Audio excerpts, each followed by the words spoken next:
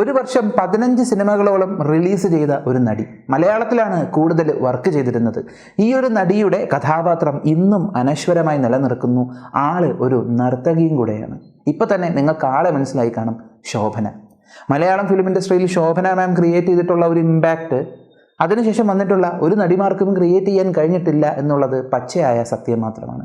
ഇന്ന് ശോഭന മാമിനെ കുറിച്ച് നല്ല രസകരമായിട്ടുള്ള ചില ഫാക്റ്റുകളുമായാണ് ഞാൻ വന്നിരിക്കുന്നത്. നമുക്ക് കേട്ടു നോക്കാം. മലയാളം ഫിലിം ഇൻഡസ്ട്രിയിലെ എക്കാലത്തെയും പ്രോമിനൻ്റ് ആയിട്ടുള്ള ഒരു നടിയാണ് ശോഭന.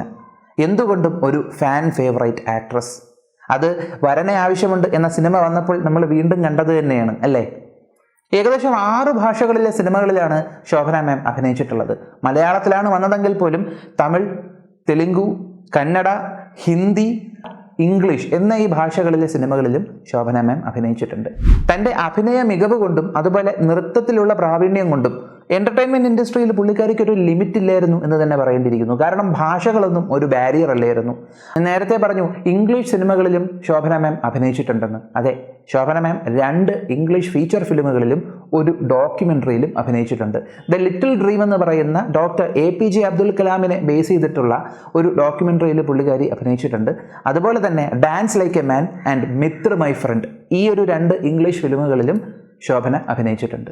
യാതൊരുവിധ തർക്കവുമില്ലാതെ നമുക്ക് പറയാൻ പറ്റുന്നൊരു കാര്യമാണ്, അഭിനയത്തിൻ്റെ കാര്യത്തിൽ ശോഭന മാം ടോപ്പ് തന്നെയാണ്. അതുകൊണ്ട് തന്നെ 2 നാഷണൽ അവാർഡാണ് കരസ്ഥമാക്കിയിട്ടുള്ളത്. ഏകദേശം 200 സിനിമകൾ പുള്ളിക്കാരി അഭിനയിച്ചിട്ടുണ്ട്. ഈ 2 നാഷണൽ അവാർഡിൽ ഒരെണ്ണം ഏതാണെന്ന് നിങ്ങൾക്ക് പറയാൻ പറ്റും. അതെ, മണിച്ചിത്രത്താഴ്.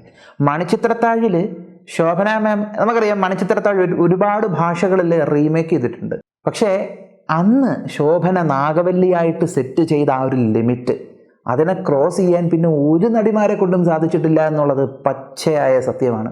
കാരണം അത് അങ്ങനെ ഒരു പെർഫോമൻസ് ആയിരുന്നു. കാരണം ഇന്നും നാഗവല്ലിയുടെ ആ ഒരു പെർഫോമൻസ് നമ്മൾ കാണുമ്പോൾ ആദ്യമായി കാണുന്ന ആ ഒരു അത്ഭുതത്തിൽ തന്നെ നമ്മൾ നോക്കിയിരുന്നു പോകും. അത്രത്തോളം ഇമ്പാക്റ്റാണ് ആ ഒരു കഥാപാത്രത്തിന് ക്രിയേറ്റ് ചെയ്യാൻ കഴിഞ്ഞത്.